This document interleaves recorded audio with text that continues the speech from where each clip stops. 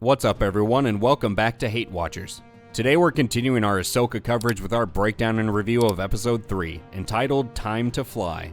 Let's get right into things. Spoilers ahead. We kick things off with Sabine training in the Force, which she apparently doesn't have, but we will train her anyway, because Star Wars is all about Mandalorian Jedi now. Ahsoka asks Huyang to teach Sabine the Dong-Slinging Monkey Technique. Oh no. I'm not certain Lady Wren is ready for that technique. After spending some time messing with Sabine, Ahsoka says, okay, enough, you suck, and trips her. Over with the completely incompetent New Republic, Hera meets with a wooden clone of the Mon Mothma we got in Andor and some other leaders in quotation marks. Hera gets all pissy, which is just so professional and typical of a general, as the Pooh Republic refuses to take Thrawn seriously as a threat. Then we meet Hera's previously unmentioned son Jacen so that the fans will stop asking where he is. Sabine wants her training to be accelerated, despite just being mid even at the entry-level training, and the plank of wood named Ahsoka offers some empty platitudes before walking off. Hera calls to tell them that the New Republic Council wouldn't listen to her pleas, and they wouldn't even change their minds when she brought up her self-diagnosed anxiety and ADHD. Ahsoka and Sabine arrive at their destination and get immediately attacked by some starfighters. The shitty master and shittier apprentice see this as a good time to learn to trust each other by having a clunky, weird back and forth dialogue while getting shot at. Ahsoka's ship gets close to Morgan's hyperspace ring, and Morgan says there's no way 2 women and a robot are entering my hole, and she orders her minions to fire the turbo lasers. These lasers, for whatever reason, just explode in space after not hitting anything. Ahsoka navigates close enough for Huyang to finish scanning the space construct, but then they take a direct hit and are disabled, so they slow the ship to a crawl as they look for a handicap spot. With the fighters slow approaching, somehow not getting near Ahsoka's ship for a couple minutes, Ahsoka says, I'm going out there with my laser swords, so fix the ship while I'm gone. Nope, I wasn't kidding. She goes out there with her laser swords. And lucky for her, Dave Filoni makes sure to write in that now laser blasts aren't randomly exploding in space. How convenient. She twirls around in space and cuts off the wing of one of the fighters, so it's good to know that a lightsaber can cut through an armored ship like butter but does no lasting damage to internal organs. Ahsoka hops back inside, obviously unharmed, and they take the ship down to the planet below.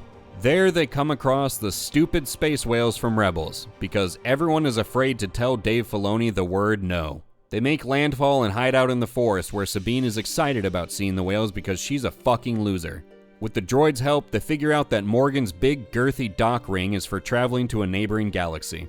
Baylan sends his minions to hunt down the Jedi, or I guess the former Jedi, and her Jedi pretender companion, and the episode comes to an end.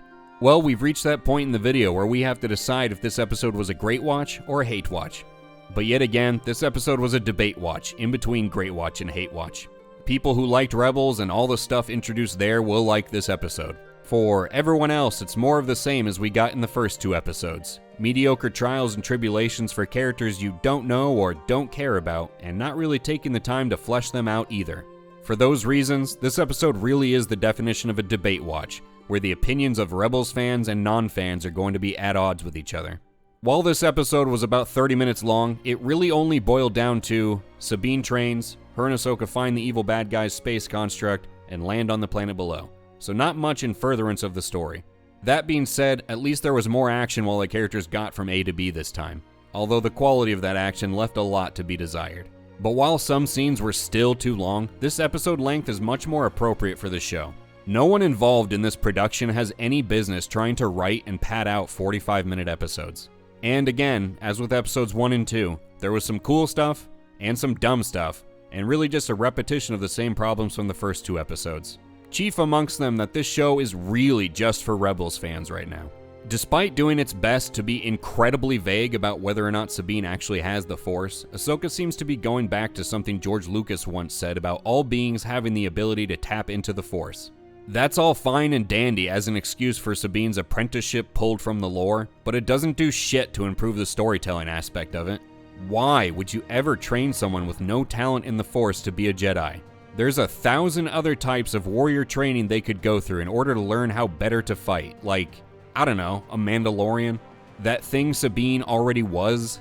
But no, gotta choose the warrior type that has a glowing merchandise stick so Filoni has his own Mandalorian Jedi to play with.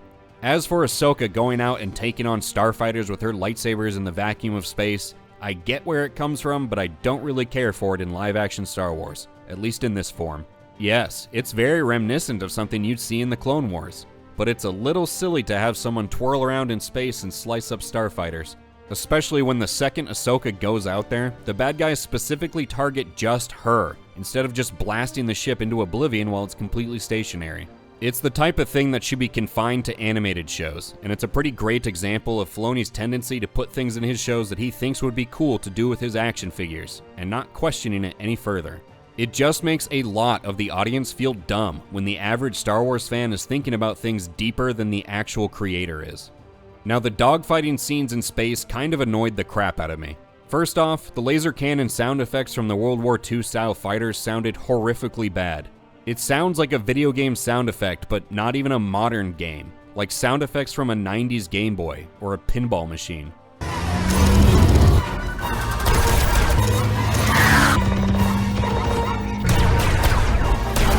They carry no weight and seem harmless, which brings me to my next gripe, which is that they don't seem to do any damage. They are pelting Ahsoka's ship with no effect. So with the weak, cheap sound effects and no visual damage, there's no stakes and no sense that any of the protagonists are in any danger. Last week, they turned lightsabers into laser tag sticks, and this week they turned ship-based laser cannons basically into laser pointers. That being said, Shin's hot rod style World War II dogfighter ship was pretty sweet. And despite just seeing them for 40 seconds in their cockpits, Shin and the Inquisitor still managed to be the only interesting characters in the episode. Ahsoka herself is still boring as fuck. She needs to liven up a bit. Her character grew on people because of her personality. She shouldn't be trying to be this stoic master to contrast her wily apprentice. The reported viewership numbers for the premiere of Ahsoka came in and they were pretty rough, not even reaching those of the Book of Boba Fett at 1.2 million households in the US. Disney clapped back, saying that the episodes had 14 million views. But that was worldwide, which they don't realize kinda makes it sound worse. Either way, it's an inauspicious start for the show after the massive marketing campaign they undertook. The next episode should have that duel scene in the forest that we saw in the trailers, with Sabine and Shin going head to head while Ahsoka fights the mystery Inquisitor Marok. So expect some more laser sword action as we reach the halfway point of the season. I, for one, can't wait to see who survives a lightsaber through the heart this time, but with Filoni at the helm, don't bet on it being Ahsoka. Let us know in the comments if this episode played better or worse with you than last week's episodes. What was your opinion of Ahsoka's laser sword swing and spacewalk? And if you haven't already, remember to like the video if you liked it and subscribe to HateWatchers to stay up to date on Ahsoka as well as for reviews of other current shows and movies. And just a quick note that I'm going to be traveling this coming week, so the next episode review will be a day or two later than usual. Thank you for taking part in this dogfight with us today, and we'll catch you on the next one.